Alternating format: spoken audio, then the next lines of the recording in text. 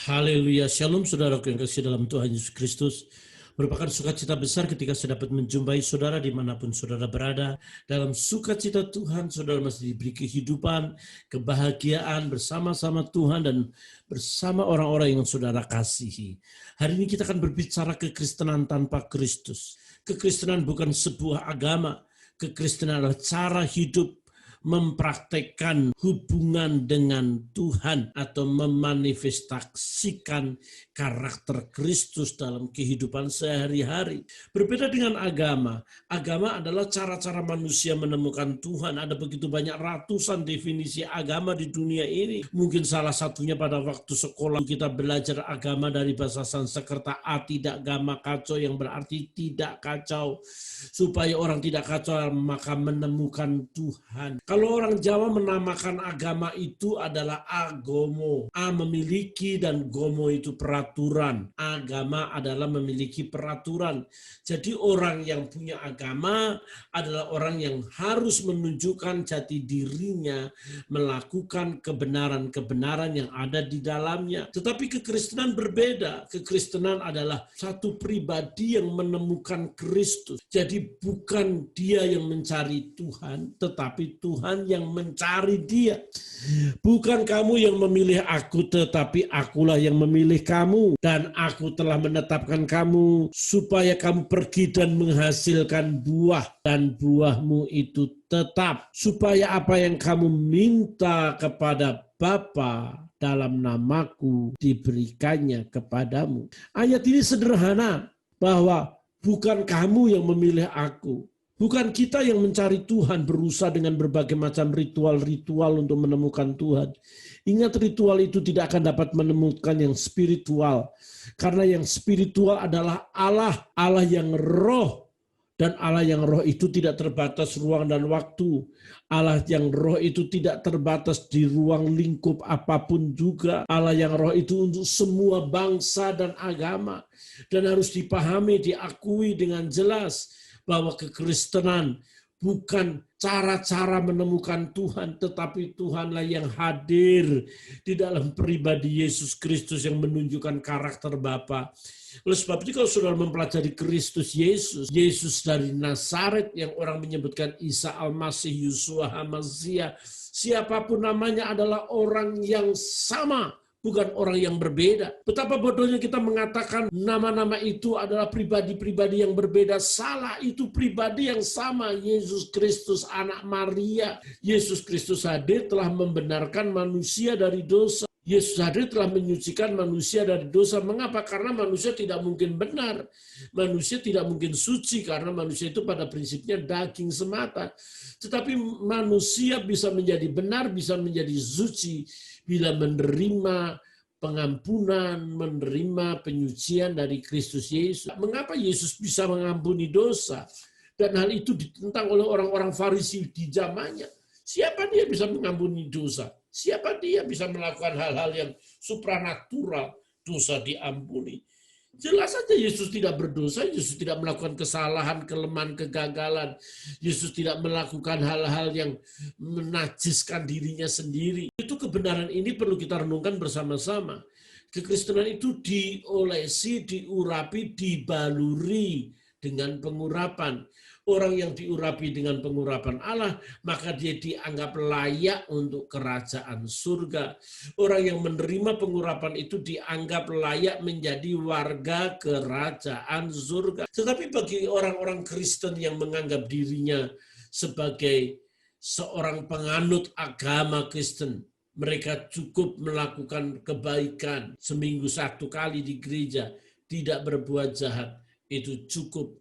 Itu agama. Tetapi kekristenan itu berbeda. Kekristenan itu cinta dan bercinta dengan Tuhan.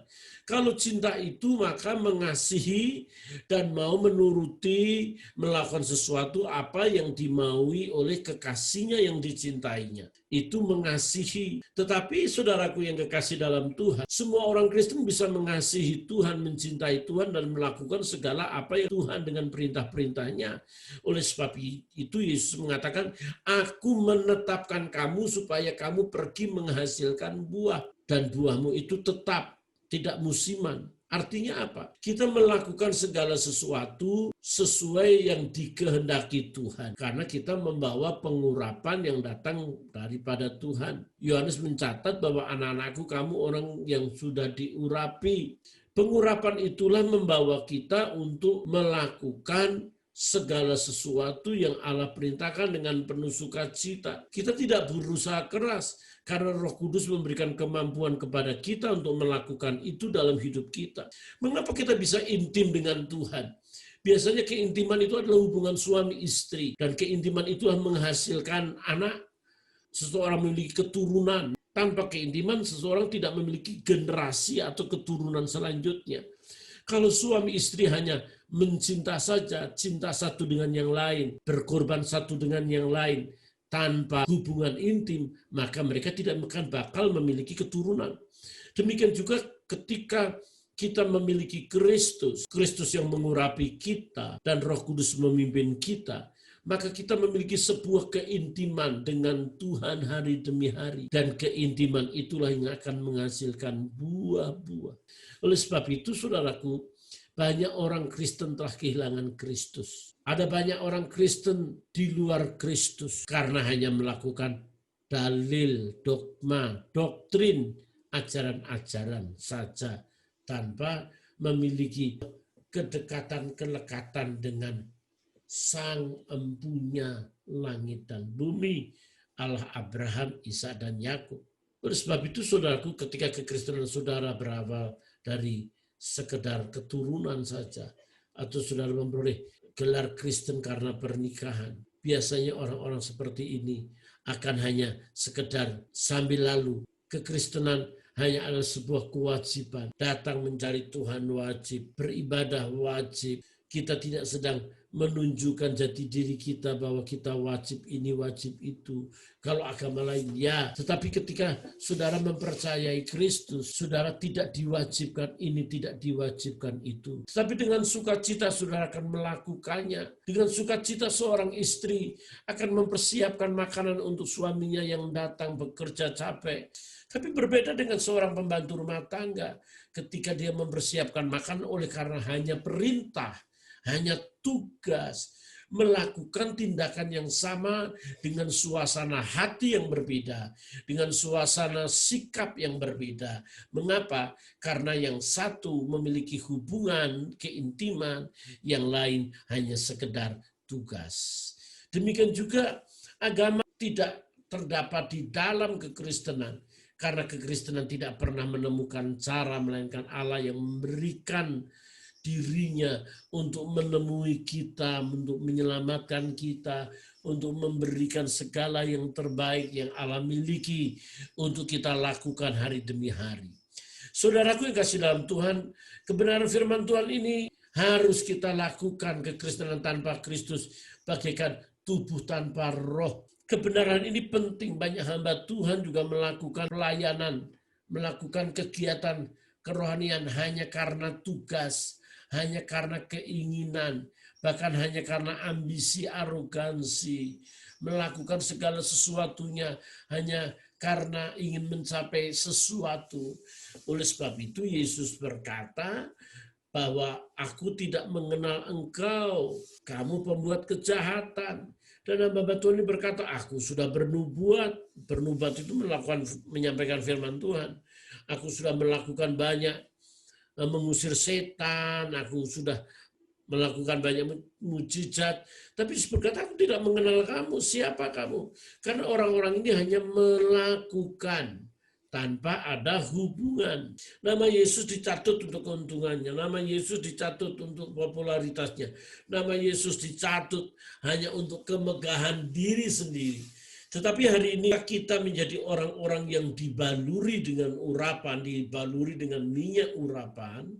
Artinya dibaluri hidup kita, diselimuti, dilaminating oleh Kristus, oleh pengurapan, maka kita akan bisa berkata seperti Kristus, Roh Allah ada padaku dan mengurapi aku untuk, ada banyak untuk berbuat baik, memberitakan Injil, menyembuhkan yang sakit, melakukan begitu banyak kegiatan-kegiatan yang merupakan demonstrasi mujizat, demonstrasi kuasa.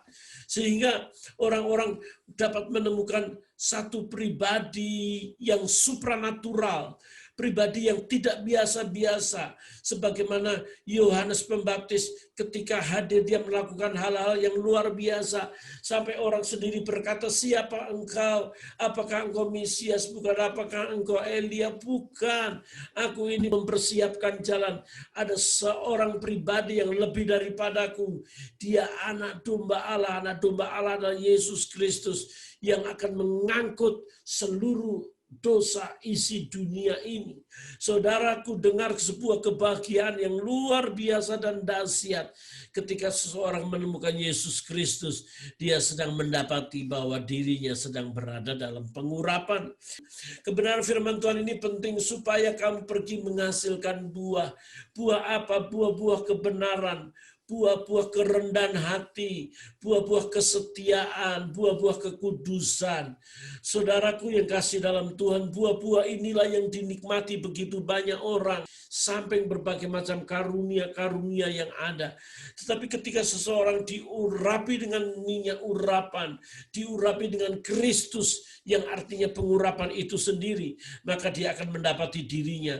Kemanapun dia berada, dia akan berbuah lebat. Orang merasakan kerendahan hatinya, orang merasakan kebaikannya, orang merasakan kejujurannya, orang merasakan keteduhannya, orang merasakan keadilannya. Karena apa?